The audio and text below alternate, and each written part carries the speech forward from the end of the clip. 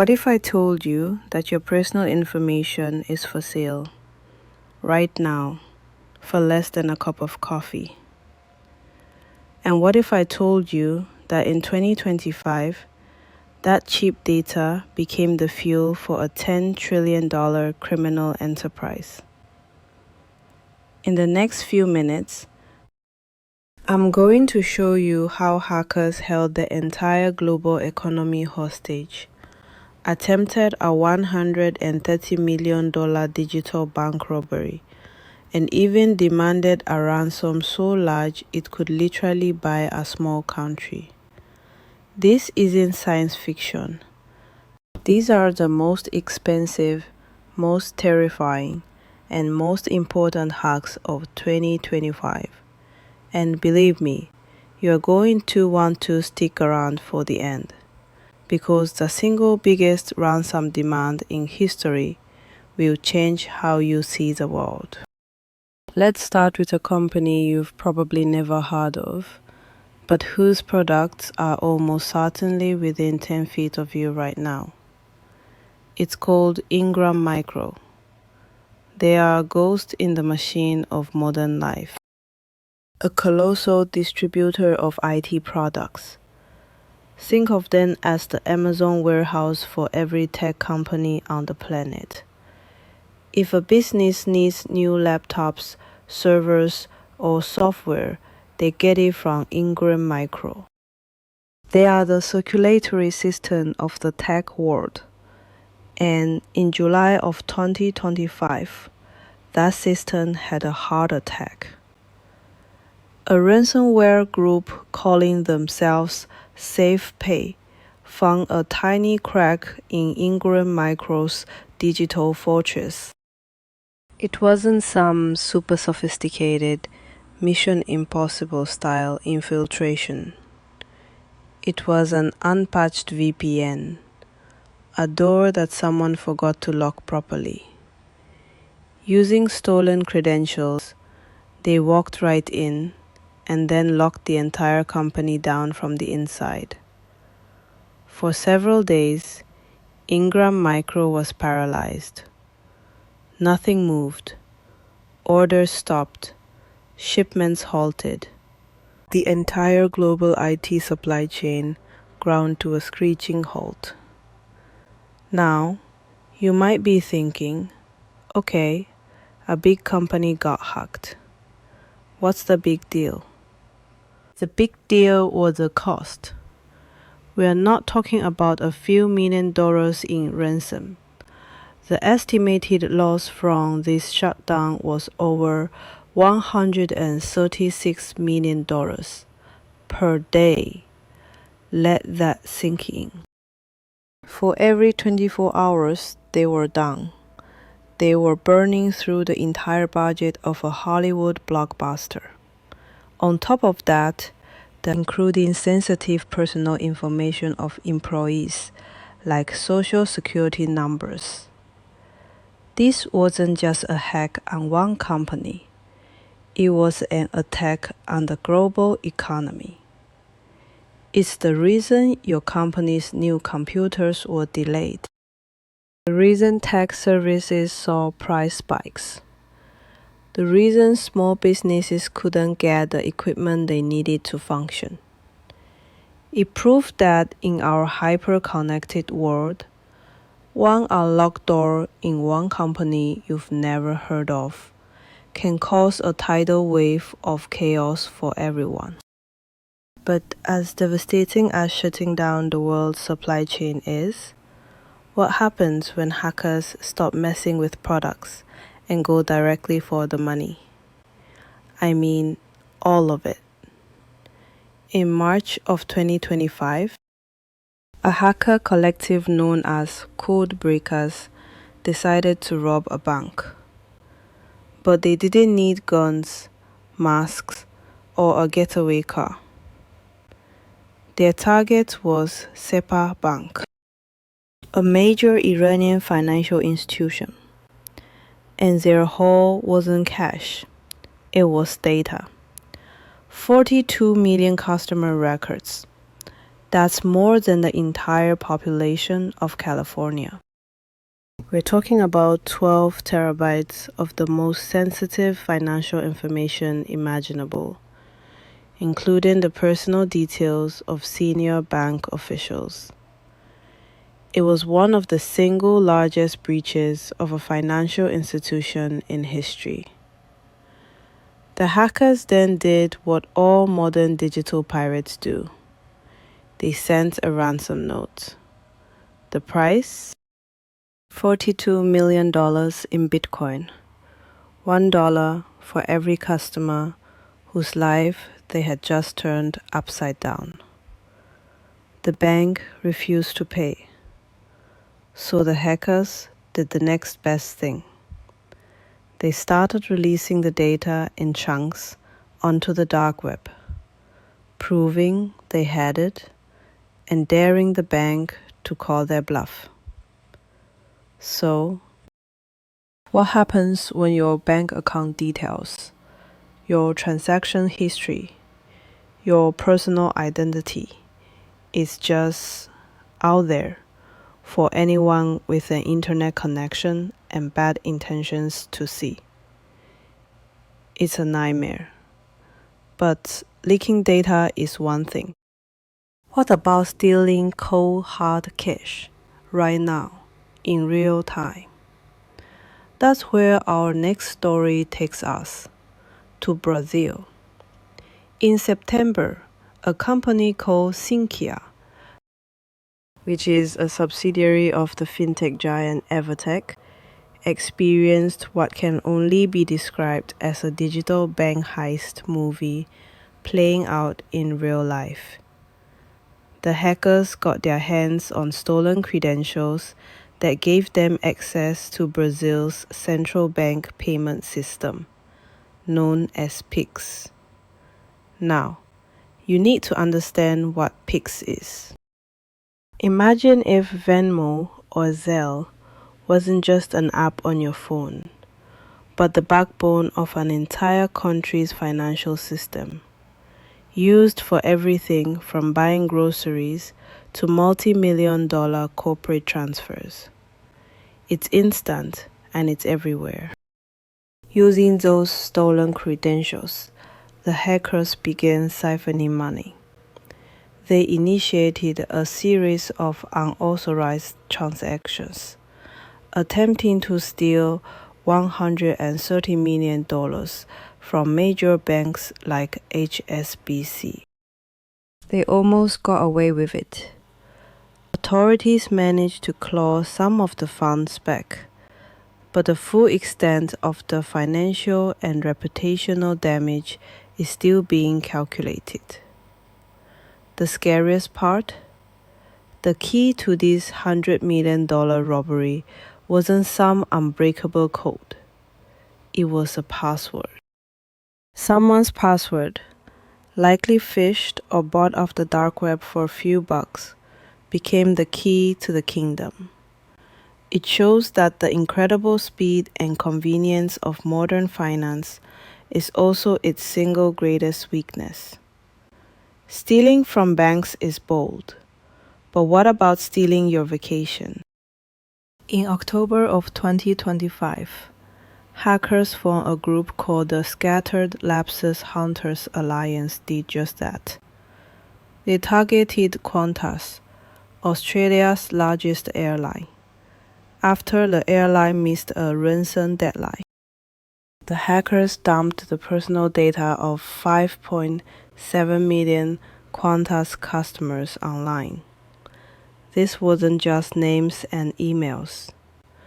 This was your entire travel profile, your address, your date of birth, your frequent flyer number, and even your points balance. Hackers could see where you've been, where you're going, and they had the currency, your points, to book their own trips on your dime. But here's where the story takes a terrifying turn. The weak link wasn't Qantas. The hackers didn't breach the airline's primary servers. They got in through a third-party platform that Qantas uses for customer service. A platform hosted by a company you definitely know, Salesforce.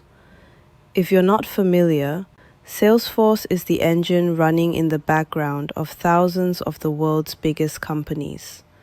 Disney, Toyota, HBO Max, and countless others use it to manage their customer relationships. And in 2025, it became clear that this ecosystem was under siege. The Qantas hack was part of a massive wave of attacks targeting Salesforce-based systems, affecting over 1 billion records globally. It's like a thief discovering a master key that doesn't just open one apartment, but unlocks a door in every single building managed by the same company. Qantas got a court injunction to block the data from being published, but it was like trying to put toothpaste back in the tube. Once that data hits the dark web, it's out there forever, copied, sold, and resold. It's a permanent scar. This incident was a brutal wake-up call. The security of your data doesn't just depend on the company you are dealing with. It depends on the security of every single one of their partners and their partners' partners. It's a chain, and it's only as strong as its weakest link. So we've seen corporations, banks, and airlines get hit. The damage has been in the billions, affecting hundreds of millions of people. But what happens when the hackers target the government itself? And not just any government officials. We're talking about people at the highest levels of national security. In May of 2025, it was revealed that cybercriminals had infiltrated a company called Terrabytes. This isn't a household name, but in the halls of power, it was known as a secure messaging app, one designed to keep communications compliant and confidential for government agencies and financial firms. The irony is staggering. The very tool designed to ensure security was the source of a massive breach. The hackers didn't steal the content of the messages themselves. They stole something arguably more valuable, the metadata. For over 60 accounts belonging to US government officials, the criminals got a complete log of who was talking to whom, from what numbers, and at what times. Think of it like a phone bill for spies. You don't need to hear the conversation to know something is up if the head of one agency is suddenly calling a contact in another country at 3 a.m. And these weren't low-level bureaucrats. One of the compromised users was former National Security Advisor Mike Waltz. This breach sent shockwaves through the intelligence community. It meant that foreign adversaries could potentially map out the entire communication network of key US officials. It was a catastrophic intelligence failure, born from a simple breach of a third-party app. It begs the question, if the people in charge of protecting an entire nation can't even keep their own communications secure, what chance do the rest of us really have? Looking back at 2025, the picture becomes terrifyingly clear. The average cost of a single data breach hovered around $4.5 million. But for breaches involving ransomware, that number jumped to over 5 million. And the total global cost of cybercrime is projected to hit a staggering $10.5 trillion annually. That's more than the GDP of Japan and Germany combined. This isn't a niche IT problem anymore. It's a global economic crisis. And that brings me to the story I promised you at the beginning. The one that shows just how insane this has all become. We've talked about multi-million-dollar heists and supply chain meltdowns. But what about a ransom demand for $2 billion? In 2025, the UK waste disposal company Amy plc was hit by a ransomware attack. And the hackers didn't ask for a few million. They demanded $2 billion. A garbage company. Let that number really settle in. $2 billion. This wasn't about the value of the data. It was about pure, unadulterated extortion. It was a statement from the cybercrime underworld that no target is off limits and no demand is too high. They are not just trying to make a profit anymore. They are trying to see how much pain they can inflict, how much they can make a company bleed, just to see if they'll pay. It marked a turning point where ransomware escalated from a costly nuisance to a threat capable of bankrupting nations. So what does this all mean for you? These hacks from 2025 show us that our digital world is incredibly powerful, but also terrifyingly fragile. A single weak password, a single forgotten software update, a single click on a malicious link can set off a chain reaction with billion-dollar consequences that ripple across the globe and land right at your doorstep. But it's not all doom and gloom. The same reports that gave us these terrifying numbers also gave us a sliver of hope. Companies that heavily invested in security AI and automation saw their breach costs reduced by nearly $2 million on average. Protection is possible. For us, it means taking our personal cyber hygiene seriously, using strong, unique passwords, enabling two-factor authentication everywhere you can, being relentlessly skeptical of unsolicited emails and messages. The great hacks of 2025 weren't just about code and servers. They were about chaos, economics, and power. They were a brutal lesson in the fragility of our modern world. And understanding them, truly understanding them, is the first and most critical step to protecting ourselves in a future where the next great heist is always just one click away. What was the most shocking hack you heard about today? The $2 billion ransom?